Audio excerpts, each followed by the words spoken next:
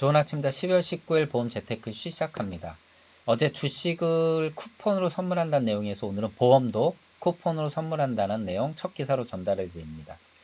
재테크 관련 기사로는 바이코리아인 줄 알았더니 착시 현상에 불과했다는 내용, 그리고 어제 금리 인하에 대한 소수 의견을 보인 것에 대해서 이주열 총재의 의견을 들어봅니다. 89번이 회자했던 중국 펀드 그리고 SK 코파 펀드에 대해서도 간단하게 정리를 좀 해보도록 하겠습니다. 자, 농협손해보험에서 보험업계 최초로 모바일 보험 상품권을 출시했습니다.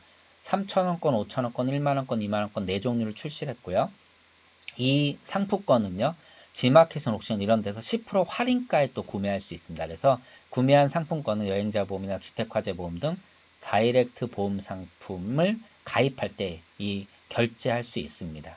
근데 사실 이게 가능했던 게 뭐냐면 현행 보험업법에 따르면 쇼핑몰에서 보험료 선불 쿠폰을 파는 것은 보험계약 모집으로 해석할 수가 있습니다. 당연히 이렇게 해석될 수가 있죠. 그런데 이게 어떻게 가능했냐? 지난 6월 금융위원회 혁신금융서비스에 지정이 되면서 즉 규제 샌드박스에 들어간 거죠. 규제 샌드박스라는 것은 뭐 아시겠지만 이 안에 넣어놓고 규제를 완화시켜 줌으로써 서비스가 어떤 방향으로 흘러갈지를 어떻게 보면 시범하는 그런 단계거든요. 이 샌드박스에 들어갔기 때문에 이게 가능했던 건데, 이러한 서비스는 뭐 저는 지속적으로 확대될 것이라고 보고 있고요. 아시다시피 예전에 몇 번 말씀드렸던 온오프 여행자 보험, 해외 여행자 보험, 해외여행 갈 때마다 보험을 가입하는 게 아니라 일단 그 모바일 앱에 저장해 놓고 해외여행 갈 때 켜놓고 끄고 또 그 뭐 국가가 바뀌게 되면 국가만 바꿔서 이렇게 해놓게 되면은요 굉장히 불편함이 해소가 돼서 소비자 입장에서는요. 그리고 보험료도 할인이 많이 되겠죠. 오프라인에서 이렇게 가입하는 거에 비해서는요. 그리고 새로 가입하고 또 새로 체결하는 거에 비해서도 많은 그 사업비가 줄어들 것입니다. 결국 이런 상품들은 큰 혁신을 갖고 올 것이고, 이 보험 산업이라는 게 뭐 아시다시피 굉장히 더디고 보수적인 산업임에는 분명한데 어느 정도 선을 넘어서게 되면 상상을 초월할 수 없을 만큼 파격적인 시장 변화를 갖고 올 것이라고 저는 개인적으로 그렇게 생각을 합니다. 자, 재택 관련 기사 보도록 하겠습니다.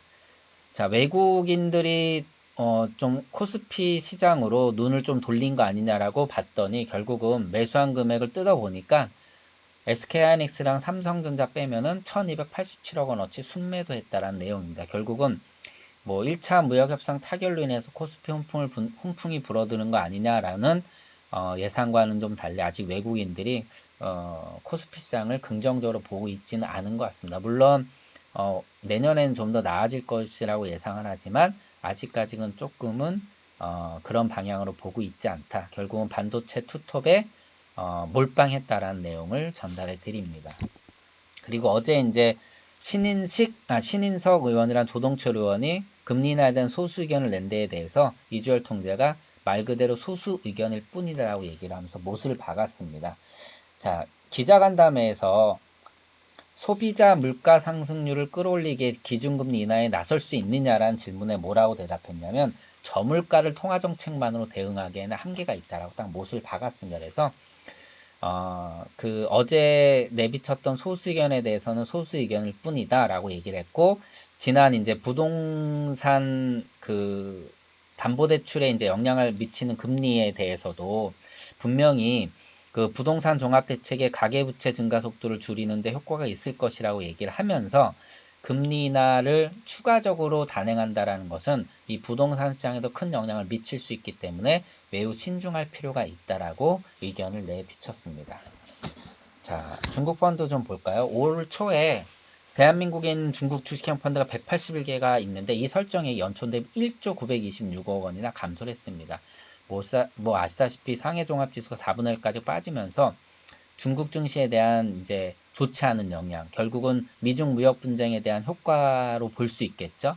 이렇게 그러니까 증시가 빠지고 그리고 설정액이 1조 원 넘게 빠졌음에도 불구하고 최근에 이 기저효과와 더불어서 1차 합의 등의 호재가 증시를 회복시키면서 수익률이 무려 30%까지 올라갔습니다.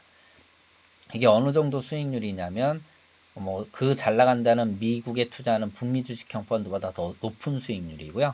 러시아 펀드가 가장 1등을 했는데 요 30 한 5% 정도 되는데 요거보다는 좀 낮은 그러한 수준입니다. 여기에다가 레버리지 펀드까지 보게 되면은 거의 80% 수익률까지 낸 펀드들도 나옵니다. 결국은 뭐 우리가 이제 펀드에 투자하게 되면 이러한 이제 영향을 안 받을 수가 없죠. 뭐 설정액이 감소한다라는 내용.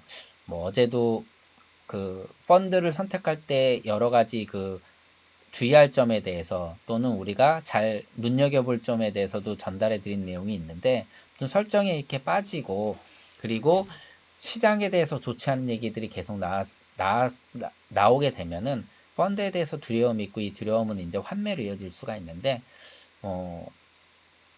일반 개미 투자, 개인 주식 투자자분들이 펀드를 그 선택한다라면 저는 늘 말씀을 드리지만 그 적립식으로 하는 것이 좋고 그 다음에 장기적으로 보는 것이 좋다라고 좀 말씀드립니다. 이걸 해지할 수 있는 방법은 시간밖에 없다고 개인적으로 생각을 하고요.